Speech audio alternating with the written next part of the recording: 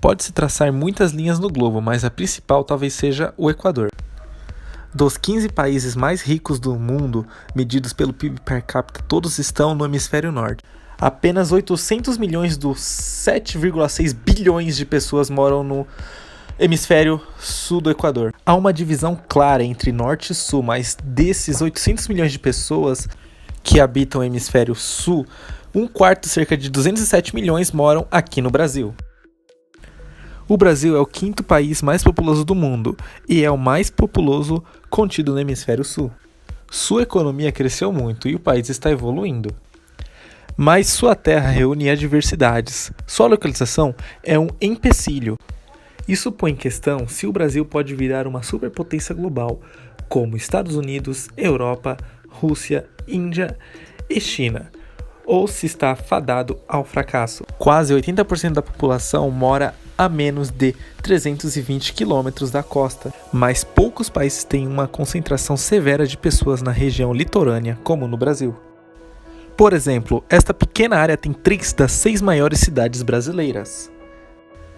Normalmente, isso tende a levar ao progresso, pois a área interna tende a se urbanizar. Mas esse mapa não conta tudo, este sim. Note que a área é bem escarpada, e a maioria das cidades estão sobretudo em bolsões planos e baixos no litoral.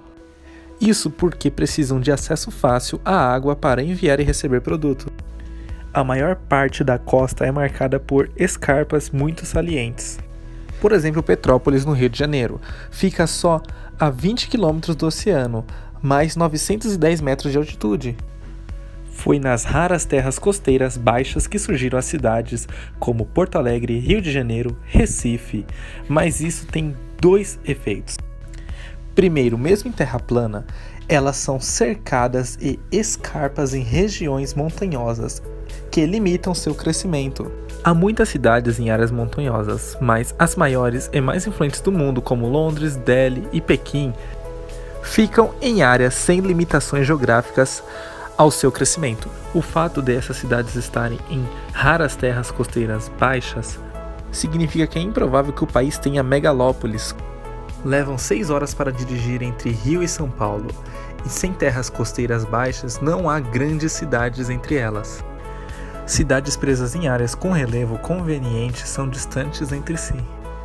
Isso dificulta a colaboração entre as cidades, limitando o impacto do país no cenário mundial. No Brasil não há tanto solo bom para plantar ainda. A principal região agrícola é o sul, que por sorte tem solos e rios ótimos, que ajuda a escoar a produção das fazendas. E a elevação do litoral também faz rios fluírem numa direção inesperada. Por exemplo, o rio Tietê começa perto de São Paulo, só a 16 km do Atlântico, mas flui para o interior em quase 800 km até desaguar no rio Paraná, que desemboca no oceano perto de Buenos Aires. É mais barato um fazendeiro exportar sua comida para o exterior cruzando milhares de quilômetros de barco por esses rios, do que centenas de quilômetros de terra por rodovias precárias. A Argentina então lucra embalando e enviando comida para o Brasil. É dinheiro perdido para o Brasil devido à sua geografia. E o Sul não tem terra suficiente para alimentar 200 milhões de brasileiros. A questão é onde colocar as demais fazendas. No norte fica a bacia amazônica. O elemento principal dessa região é, claro, o rio Amazonas, que é navegável. Em geral, algo assim levaria uma população significativa, devido ao transporte barato e fácil para colheitas e mercadorias. Porém, é difícil plantar ou morar nas margens do rio Amazonas. Porém, são lamacentas e instáveis, dificultando a construção, e o rio também transborda regularmente, submergindo por vários meses do ano as ruas da povoação nas margens. Construir e viver nessas cidades é difícil e fazer estradas é ainda mais. Manaus é a maior cidade no Rio, com 2,6 milhões de habitantes, mas só há 3 estradas ligando-a ao mundo exterior. Muitas pequenas cidades ao redor do rio não têm estradas, pois é difícil e caro demais construir estradas na floresta tropical. É incrível não ver uma única ponte sobre o rio, sendo impossível de dirigir na região norte para o resto do país sem uma balsa. Mesmo se houvesse uma infraestrutura para escoar colheitas para o mercado, plantar na Amazônia envolve desmatar áreas enormes, e o solo também é um tanto infértil, gerando colheitas escassas. Mesmo sendo o maior estado do país, o Amazonas só tem 1,8% da população do país. E custa muito montar uma infraestrutura necessária para morar lá. Mas ao sul da Amazônia fica uma área chamada de Cerrado. Essa vasta savana costuma estar na mesma situação, vazia. O problema não era só faltar uma rede de rios para escoar as colheitas. O solo também era ácido demais e carecia de nutrientes para plantar grandes quantidades facilmente. Com a Amazônia e Cerrado inviáveis para o plantio em grande escala, o país então não tinha muita terra para agricultura. O Brasil comprava mais alimento do exterior do que vendia. Até que pesquisadores descobriram que o solo podia ser consertado adicionando fósforo e cal. O fósforo servia de fertilizante e o calcário reduzia o nível de acidez. Assim, o Cerrado é responsável por 70% da área agrícola brasileira, e o país também passou a plantar soja.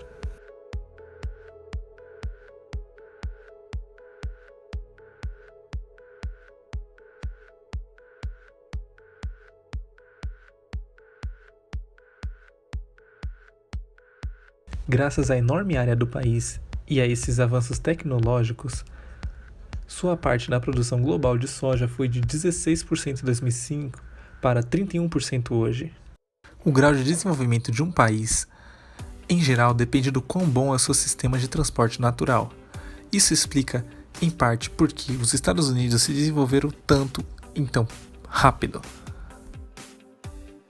Mas o Cerrado brasileiro não tem isso, nem uma rede interior de estradas, pois quase ninguém morava lá antes do recente progresso agrícola. Então quem quiser plantar no Cerrado tem que achar terra, nivelá-la, tratá-la e construir estradas para escoar safras e obter suprimentos. Essas fazendas podem ser lucrativas, mas exigem uma quantia enorme de dinheiro para construir a infraestrutura inicial necessária.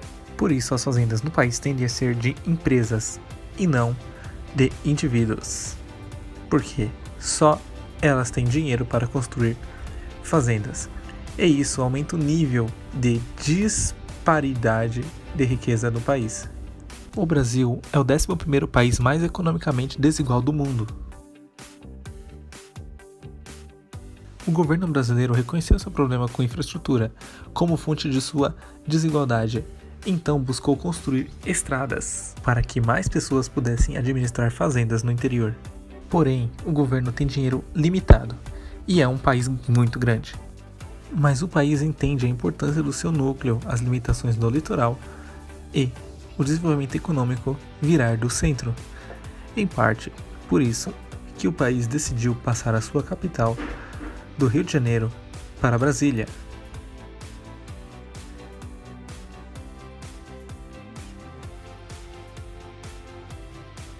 Hoje, mais de 4 milhões de pessoas moram em sua área metropolitana. Situada em uma área tanto plana, diferente do Rio de Janeiro, a cidade pode crescer, sem obstáculos. A questão de por que países tropicais são menos desenvolvidos é enorme e sem resposta clara. Mas o Brasil é um dos melhores candidatos a quebrar essa tendência. Sem dúvida fica atrás de outros países em desenvolvimento, como a China. Mas conforme desenvolve a sua indústria agrícola, ele se tornará um exportador cada vez maior e atrairá mais dinheiro. Com o tempo, sua renda média aumentará. Já em grandes empresas em setores como banco, manufatura e petróleo, mas como o tamanho do Brasil, a agricultura é o foco atual do mundo. Somente França, Alemanha, Holanda e Estados Unidos exportam mais comidas. Ou seja, o Brasil está em boa companhia. O Brasil pode não crescer tanto quanto alguns países menos desenvolvidos, mas aplicando continuamente e seus ganhos e reinvestindo para abrir mais do país à agricultura, ele continuará no seu caminho ao status de superpotência.